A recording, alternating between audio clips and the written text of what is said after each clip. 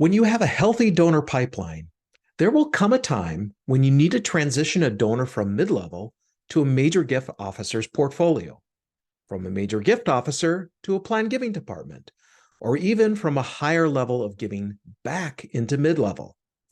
It can be hard to know what to say or even know how much to communicate about it when a donor is going to be managed by someone else. If you're looking for a seamless process for any of the above scenarios, stay tuned.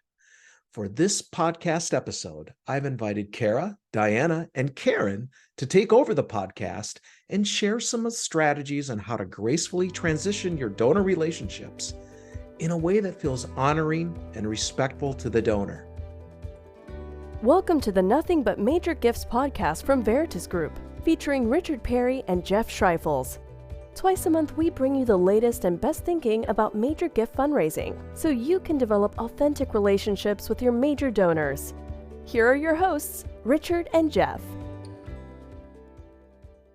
Welcome to today's podcast. I'm Karen Kendrick, and today I've got Diana Frazier and Kara Ansotegui, and we're doing a little podcast takeover.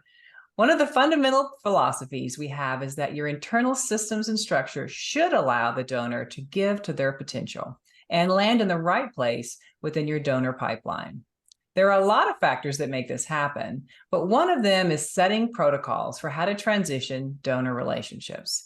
So I'm excited to have Diana and Kara here to share their tips and tricks on how to meaningfully transition a donor in a way that honors the donor and maintains the relationship. But first, Diana and Kara, why don't you each give a quick introduction and just share how many years you've been doing mid-level work?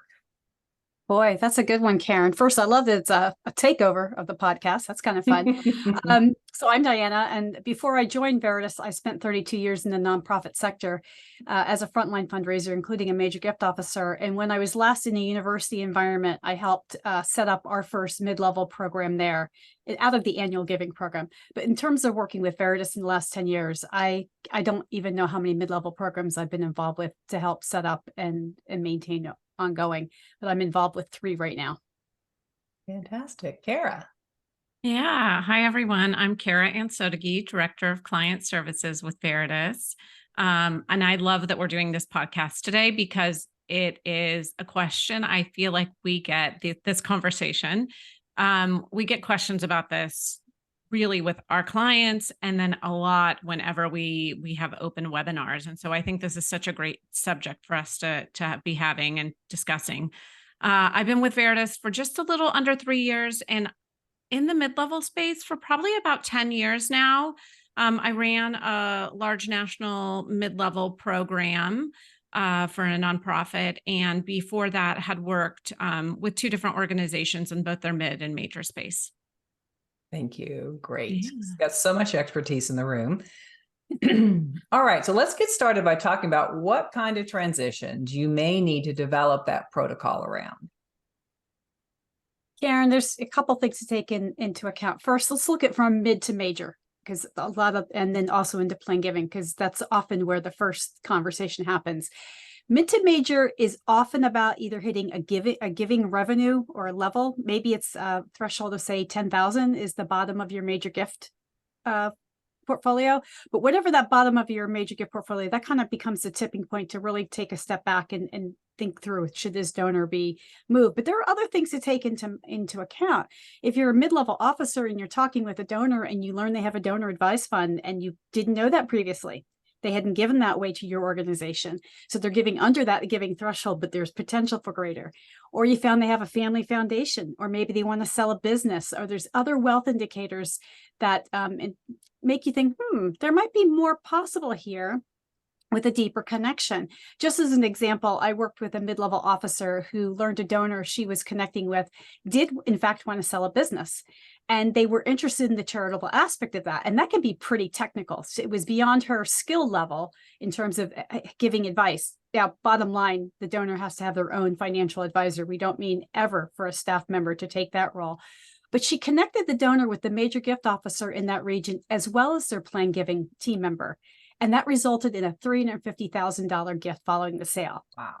which is pretty amazing. And it started with her listening to what they said and asking a few questions and then being able to move forward. So that's a great example, mid to major, and including pulling in plan giving. Now, So basically, just quickly, you provide training for mid-level officers to be really clear on what are those indicators. They have a list, they know how to listen for them, they know what to say when they hear them. Yep.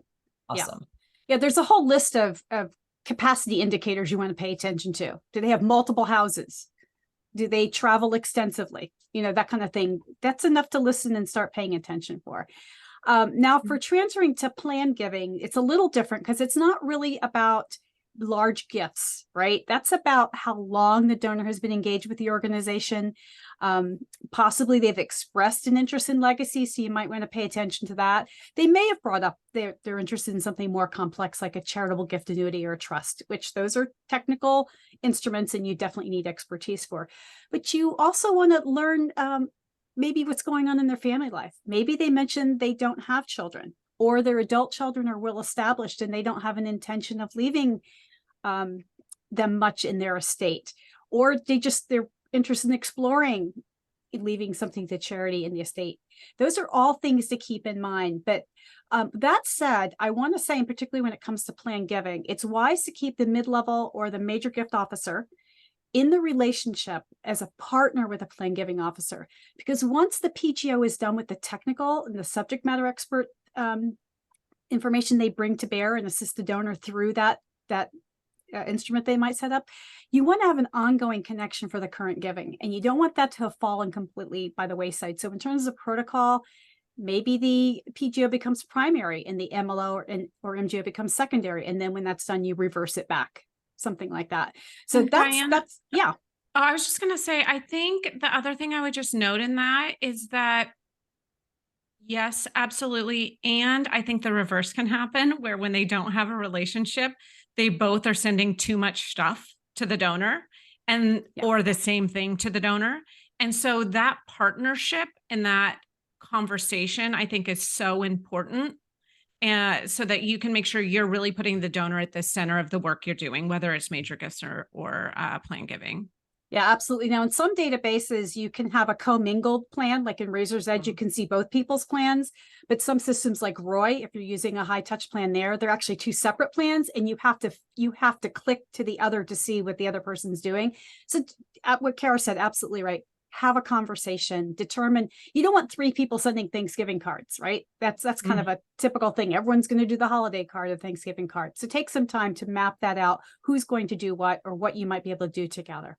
The other side is transitions from major to mid. And this can be tied to a number of things, like the donor does not want much contact, or the donor has said their current giving level is where they're comfortable staying, so there's no ability to go up.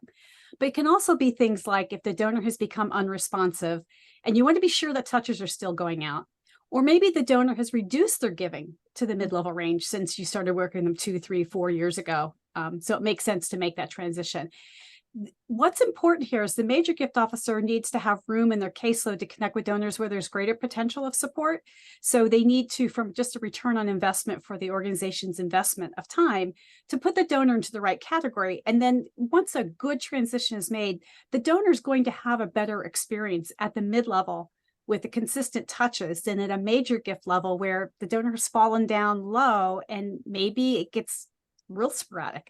So those are things to think about. Well, I know right now people listening are thinking, but they love me and I love them and they're my favorite donor, and how would I transition them? And that conversation is to come. We're going to address all of that shortly. So, Kara, what are some of the common things we see in nonprofits that cause this transition to be turbulent, where it doesn't flow back and forth as it should? Yeah, well, I will tell you, Diana's last example of moving from major to mid, this is an example of that. Donor moved from mid to major, okay, and found out in that process, well, they only gave that big gift because they sold a business. So now they're going to have to move back to mid eventually because they don't have that capacity. And this is really one of those, this is why it's so important to understand the donor, why they made those gifts before you make those moves, right? Because there might be a reason not to, and we're going to talk about that in a little bit. not to make that move. And that would have been one of the cases so that the donor would have felt good about that journey. And so I just think there are a lot of situations where it can feel turbulent. That is one example.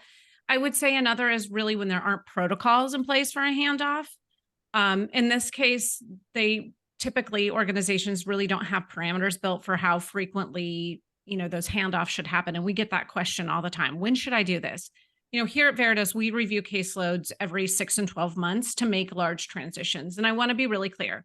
If a donor comes in mid-level and makes a really big gift, and we've had a connection with them, we would consider them qualified for major gifts, right? We've had that two-way connection. We're going to make that transition immediately if it's the right thing for the donor. But there's a lot of donors that kind of move up throughout the year and they get to that point. We really evaluate those at the 6 and 12-month mark of the fiscal year. Another issue really can be seen in silos, right? We talk regularly at Veritas about breaking down silos. Excuse me.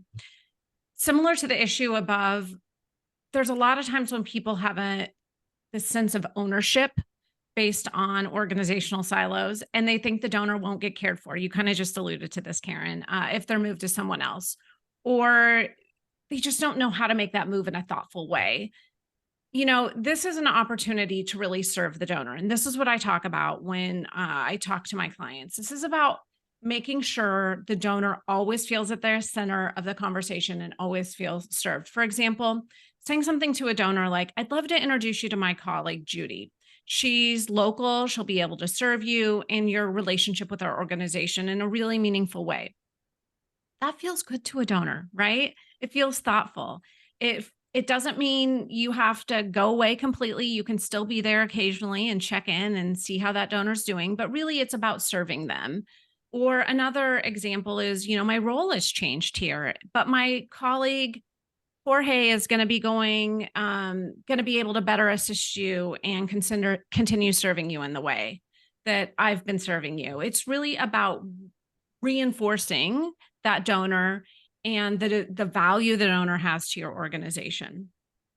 Metrics often become another challenge and sticking point. Yeah, but like my goal depends on this donor giving to a certain level. So how can I pass them back to other folks? Yeah.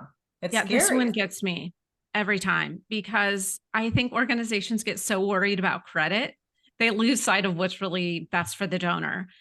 Diana, that example you just shared a little bit ago with that $350,000 gift that they moved to major gifts, I know you have a really great example of credit in this situation that made it valuable for both. Would you be willing to share that? Sure. In this case, and their database, their CRM supported it, they were able to give 1/3 of the credit to the mid-level officer for that work. So yes, the donor moved, but she did receive from a KPI performance evaluation 1/3 credit for that, which was incredible. So that's paying attention that it can happen. It takes extra work on the CRM side to do that, but it can work. Yeah. And you just mentioned KPIs. I think that's one of the key things we have to think about here is making sure the organizational KPIs support movement, right? So how many donors are we moving from mid-level to major gifts? What is our KPI in moving those donors, and really knowing attrition rates and how mid-level is serving donors and helping with those attrition rates. And then the last point I want to make here, and just what can be sticky sometimes, is grabbing donors. I've seen this so many times, and it really usually goes back to metrics. When the organization isn't working together and they're fighting over that credit, we tend to see people grabbing donors to boost their portfolios. And that is not the right reason to grab, to have a donor in your portfolio. It is to serve the donor. It's so interesting how we can create a fear-based, grabby, not sharey culture so that everyone feels like they can succeed, which then results in donors not being able to flow through the pipeline, being able to give their capacity to really engage. And so we basically joy. Block them. Right? To feel joy. Mm-hmm. We are robbing a donor from feeling their full joy if they're a mid-level donor who has major gift capacity and they want us to help solve a problem, make a difference, and we don't move them. We are robbing them an opportunity for greater joy. Beautifully said. Beautifully said. So we don't just talk about that you should do something. We actually do all the systems and structures so that you can do something. So Diana, talk a little bit more about how we build those protocols for transitions from mid-level to major or planned gifts. Sure. And I touched a little bit on this earlier. First, you want to understand the giving ranges for each program and agree what your tipping points are, what the dollar points are. But in addition to dollars, because it's not just about the money, you hear us say that all the time, is there two-way engagement with the donor? Kara mentioned that before. Here's one, believe it or not, be sure there's good contact information. It really does not help to move a donor from mid to major if there's no email or phone. Not going to be very helpful for the major gift officer. And if the research person has already tried to find it and hasn't, don't bother at that point. Those are things you want to think about when you're doing those giving ranges.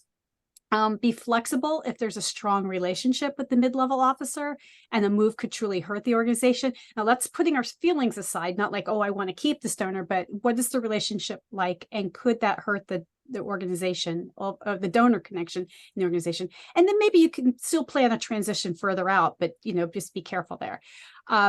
One thing I should have mentioned before is, and Kara alluded to too, make sure this isn't a one-time event. So this goes to knowing your donor, right? If that big gift was because of a sale of a property or an inheritance or something like that, you want to know that and note that in your CRM so you know why you're keeping it mid-level in that case. Another thing I think is super helpful is agree on setting regular meetings to discuss and execute relationship changes. How will the transfer be made? What's the language? Who's going to do what? Is the MLO going to introduce to a new colleague? Or if there isn't as strong a bond, but maybe the MGO says, I know my colleague Colette was reaching out to you. I'm going to step in. Just what you want is, you want the donor to go, these people are stupid. They don't even know that George was talking to me and now Sam's reaching out to me. That's what you want to do. Make sure that the donor is clear on that. You want to have a transfer is being made. And if you can do this in your meeting, get it coded in the CRM right then and there, because if it delays, all kinds of havoc ensues, honestly, just the delay in getting things into your CRM. The other thing is agreeing on checkpoints to ensure that the handoff happened the way you thought it would. Remember, mid-level is one to some and major gifts is one-to-one communication. So you have different rhythms and strategies, and you don't want to help things fall apart because you didn't do things in a timely manner. And so they're still getting communication to mid-level while the major gift officer is stepping in. And one of the reasons you might want to move a donor up is at major gift, they can do things like proposals tied to specific donor interests. At mid-level, that's very difficult to manage because, as I said, you're one to some, you're dealing with 600 donors. It's hard to craft personal proposals for someone when you're managing that many donors. So those are things you want to pay attention to so you can better meet the donor where they are with their passions and interests. So Diana, I could imagine I'm a mid-level officer. I have a tier A donor. We're in a great conversation. They're talking to me, and I'm supposed to pass them on to this MGO that they're going to be a C tier donor, and they're really busy. So I'm worried about them getting all this communication and connection, then dropping off. So what should I do in that case? That's where that conversation is critical, that it's a clear handoff. And one organization I worked with, they actually on the phone mapped out the next couple of steps for the major gift officer to take over, because the plan was in there, and they changed the owner to the new person. So the new person had the assignment, and that made it go better, and the mid-level officer felt better. But that's why I say have some checkpoints, because if it's not happening, the supervisor of the program needs to know so they can work with the other team and make sure it goes forward. I'll tell you one thing we did with one large nonprofit that had 12 major gift officers and 8 MLOs. They were just creating their mid-level relationship program. They already had mid-level, but they didn't have the relationship management. What they did to help through this whole thing and talk about credit and all that is they decided for 2 years, the first 2 years of the program, to count major and mid-level giving together as a whole. Ooh. And see how, as a whole, how it went up, and not worry about each individual piece so much as what's happening to the whole cohort, if you will, all managed donors. That's something leadership can do. Yes, it's a little tricky, but it takes away some pain points. They're just not necessary, particularly when you're new to this. Love it. I'll never forget when I started at the University of Kentucky College of Medicine, my boss said, donors are not your friends. you're here to connect their heart to our mission. And I think that's really good advice to add to this, is that we have to watch out. I mean, you're going to have certain donors you really care about, but you need to always keep in mind you're helping them have a relationship with the organization, not you. And that really helps in making those transitions. And, Karen, I would just say that that's why we talk about also that whole point of sitting and see, what do you do in that case? That's why when it is mid-level, we don't move them unless they're qualified, right? Because we don't want them to go to major gifts and sit in a pool, because that major gift officer doesn't have time. So that's why that two-way connection is so incredibly important.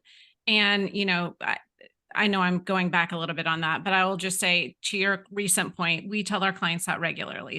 They don't have to be your friends necessarily. You want to be friendly, but they're your donors and they're the organization's donors. And that's really what you have to keep in mind.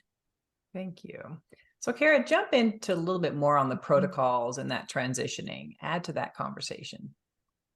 Sure. I think Diana really covered it really beautifully, and I've touched on it a little bit as well, but those protocols really are going to be based on the timing we talked about, the 6 and 12 month mark for your fiscal year, right? Not necessarily the calendar year, but your fiscal year.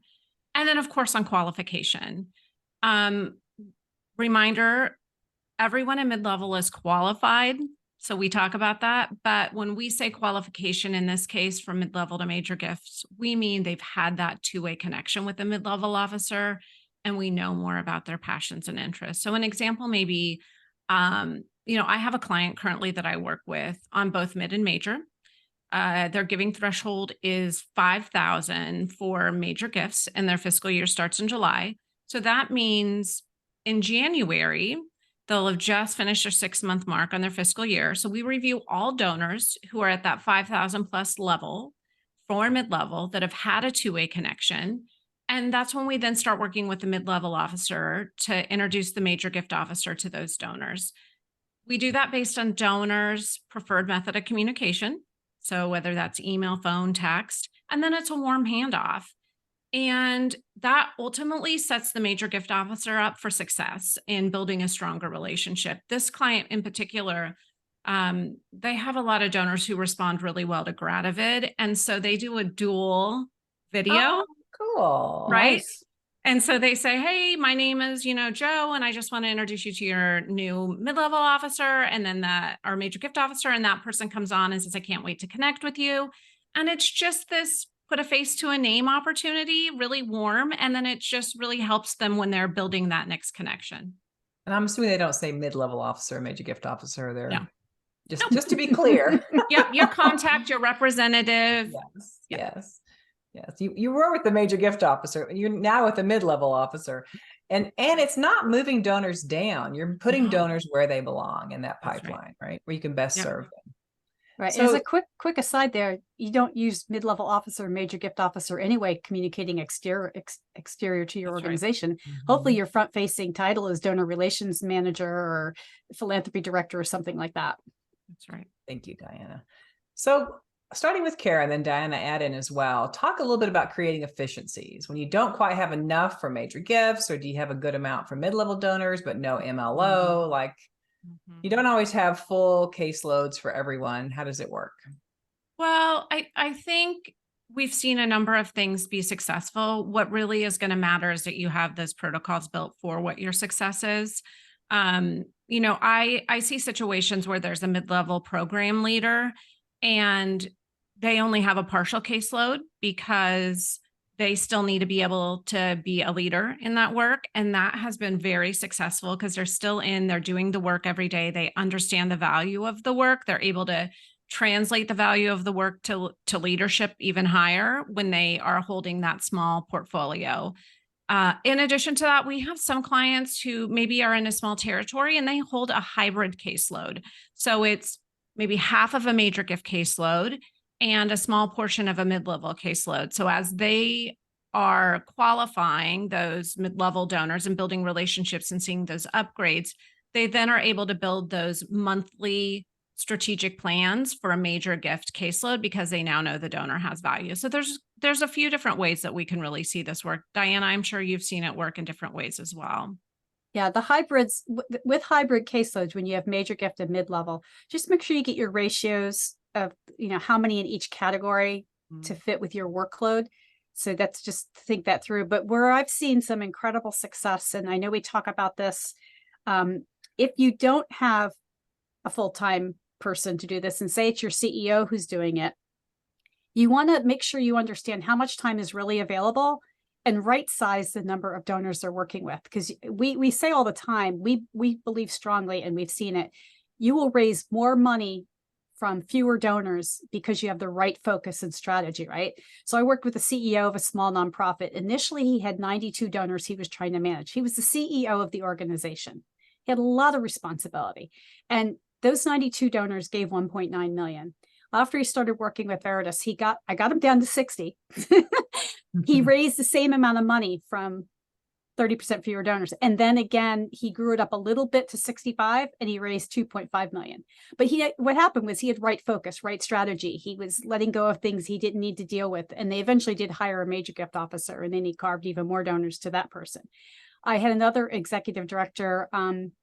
She started working with us 2 years ago. She reduced her caseload down to 40. And she increased, in her very first year of doing that, she increased her giving year over year by 45% from those donors. Wow. So she was seeing more from the 40 than she did from, I think she had like 80 before. It happens again and again. And it goes down to right focus, right strategy, using your time well, not having all this fear building up in you. I'm not getting to these people. I'm not getting these people. And so with that fear, now you're not actually doing the things you could be doing because you've got this constant churn in your head. So right size really does matter. Thank you. Kara, anything else you want to add before we close out? This has been a great discussion. Yeah, this has been great. I think I said it in the beginning and I'll say it again because I think it's so important. Making sure your donor is at the center of all of your conversations. This isn't about the mid-level team, and this isn't about the major gifts team. This is about the donor and serving the donor so that they know the difference they're making in your organization, and determine who the right person is based on that donor, what they're capable of giving, what they're currently giving, and do it in a thoughtful way to ensure that they are your donors for years to come and that they really feel the joy that they deserve for helping you in your mission. Love it. Thank you. So thank you, Kara and Diana, for joining me today for this episode that we snuck away and did on our own. And we hope this has helped you all get some great tips for how to meaningfully transition a donor relationship. And if you'd like to learn more, because we have a whole lot more than this to share about developing protocols, systems, and structures to support a relational fundraising program, check out our online certification courses and masterclass programs in mid-level and major gifts. You can find all our training programs with the link in the show notes or by heading to our website, veritasgroup.com, and clicking training in the menu. Take care, and we'll see you next time. Thank you for joining us for the Nothing But Major Gifts podcast from Veritas Group. Richard and Jeff also write an ongoing blog that you can subscribe to for free at veritasgroup.com. Please join us again next time.